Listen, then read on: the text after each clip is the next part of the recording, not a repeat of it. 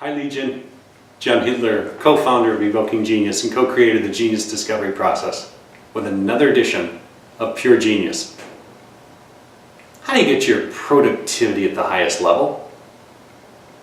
How do you work in your passion or your joy or your purpose?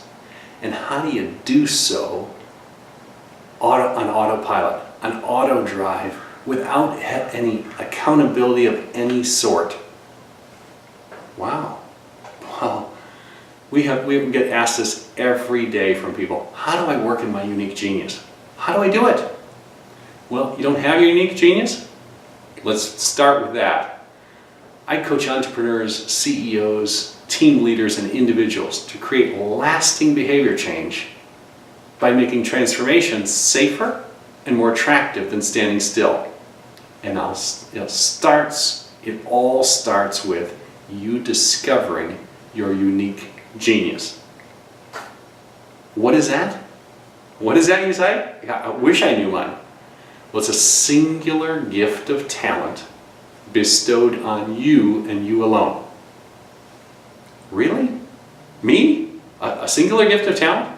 Yep. It's in your DNA. You've had it since birth.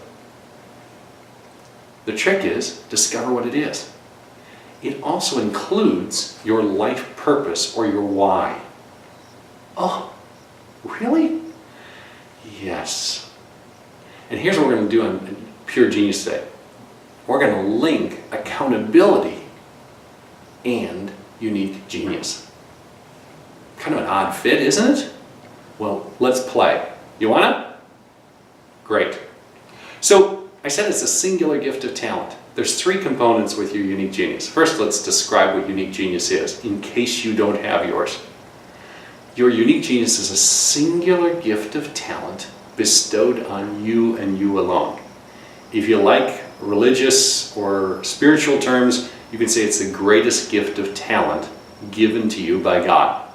If you're more secular or HR or an atheist, got a bug, you can say you won the lottery.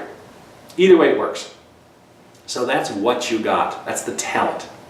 You then have been given this talent and you've used your entire life, probably the biggest adversities in your life, to design a unique way that you deliver it.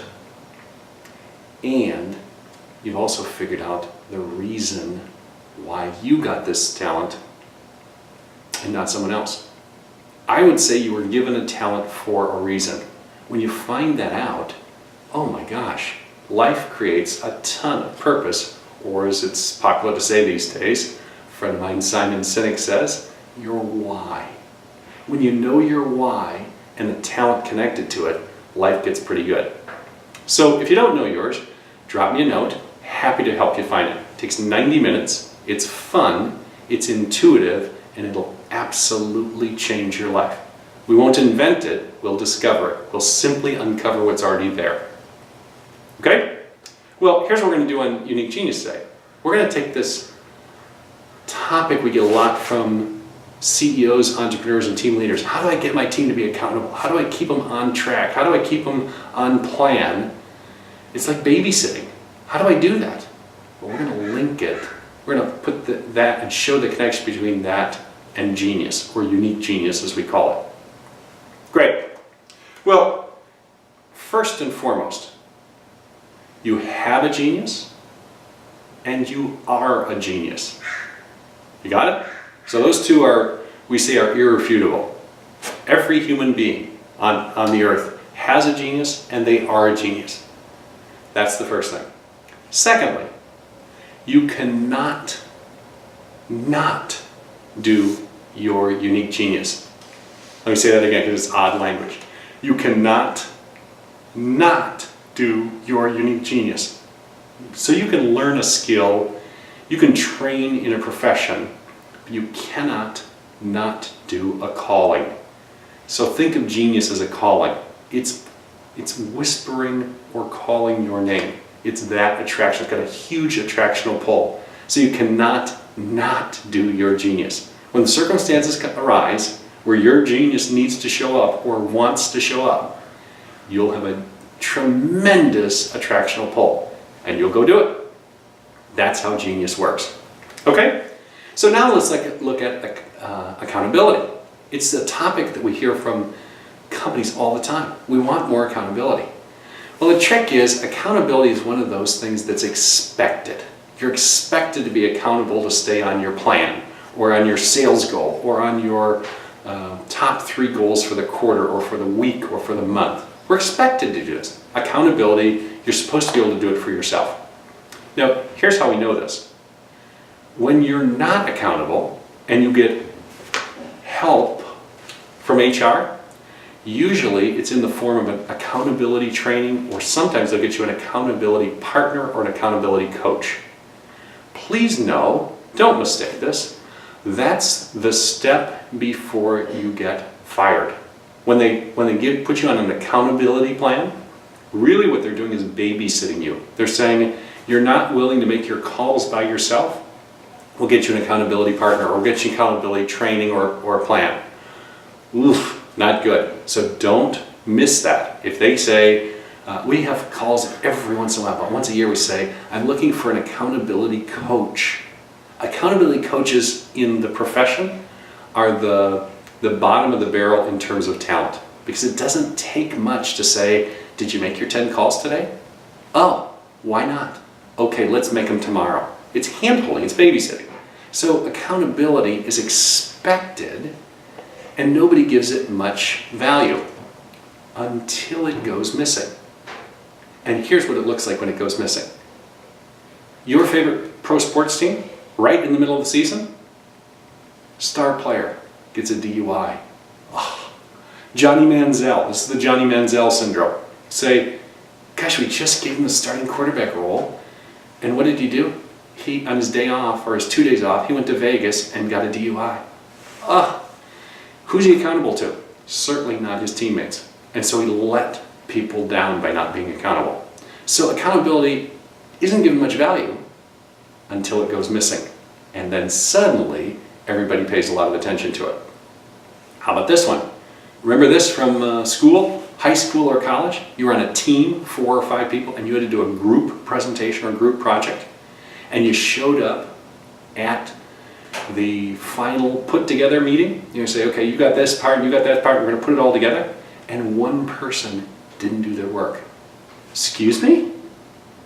I did my work, he did his work, she did her work, and you have the nerve to show up here and say, I just didn't really get it done. The whole team, you let the whole team down because you weren't accountable for your contribution or your role. This is how we know accountability has value, even though it's expected. We don't value it a lot until it goes missing. Well, how do we make it on autopilot at all times? The answer's simple.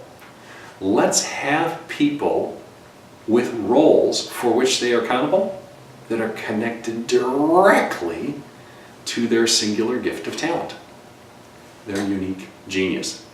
Remember what we said at the beginning? You cannot not do your unique genius.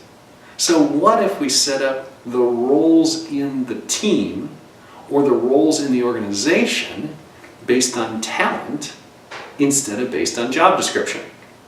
Here's what it might look like. The CEO's role, primary roles for a CEO. Name them. Anybody. Really? Nobody? Okay. Their job is to set the vision for the company, isn't it? It's one of the primary goals. Their job is to design the culture. Design and enforce, not enforce, but instill and nurture and grow the culture, isn't it? Their job is to ensure profitability. They've got all kinds of job descriptions and roles and responsibilities.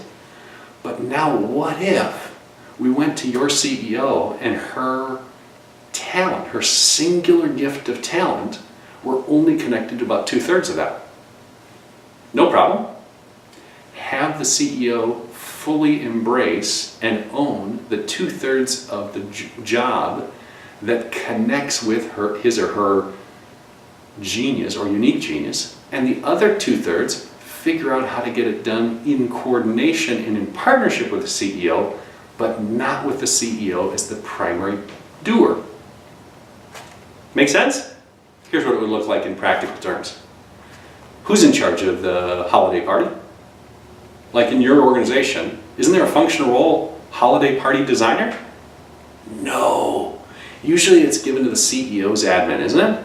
Somebody says, oh, right, it's November 1st. We should do a holiday party between Thanksgiving and the end of the year. Marcy, could you figure that out? And you give it to somebody for whom maybe it's not such a great role. And here's what the holiday party looks like. Spouses show up. There's a ton of alcohol. There's music. There's decent food. It's even in a decent venue. But there's nothing other than a gathering of good food, good people, and music. That's what I call a gathering of good food, good people, and good music. It's not a party. It's certainly not a holiday party because there's nothing interesting or fun about it. What if the role of designing the holiday party were given to a person or a group of people for whom that was reasonably well connected to their singular gift of talent? Oh, the holiday party would be a blast! And probably it wouldn't be so dependent upon alcohol. The theory is most parties of any kind are heavily dependent upon alcohol because there's fundamentally nothing fun about the party. So people are self-conscious and they drink too much. Fair enough. If you have something that's fun, interesting, and engaging, they don't need to drink because they're having a blast. They don't need the crutch of alcohol. Sorry, I'll get off the soapbox there. But what if the role of holiday party designer this year were given to the person or people in the organization, one, who really wanted the job, and two, who were really gifted at it? Your holiday party would be a blast. It'd be great. Well, that's not how we normally do it, and it's why accountability goes failing sometimes. What if we tied accountability to functional, unique genius rather than job description? Accountability would go out the window, wouldn't it? It would become a moot point because remember, you cannot not do your unique genius. So if we tied your daily functions, not your role, your daily functions to your genius, we don't have to worry about accountability. In just the same way that when we tie your daily routines to things for which you fundamentally don't have much aptitude, fundamentally don't have much training, and certainly don't have much desire, the best we can expect out of you, and the best is minimally satisfactory results. It's where people fail often and fall off their accountability. Let's just tie things to what people want to do anyway. So the trick here, though, is you have to know what those are. So you need to discover your unique genius. At the beginning of the video, I say it every time. I'm the co-founder of Evoking Genius and the co-creator of the Genius Discovery Process. It gives you your singular gift of talent, how you deliver that in the world, and the purpose or the reason why you and you alone got that talent and nobody else. Figure that out and then tie your role in your organization and your team to that unique genius. You'll cure most of the accountability problems in your entire organization. Got it? Simple, easy, doable, and it'll transform your organization. Hey, if this was helpful, like and share this with your audience. It'll help them too. If you'd like to do a Genius Discovery Process, it's 90 minutes. It's simple, it's fun, it's easy. Drop me a line, comment below, Google me, easy. I'll set you up with that quite nicely. Until we meet again on Pure Genius, all the best.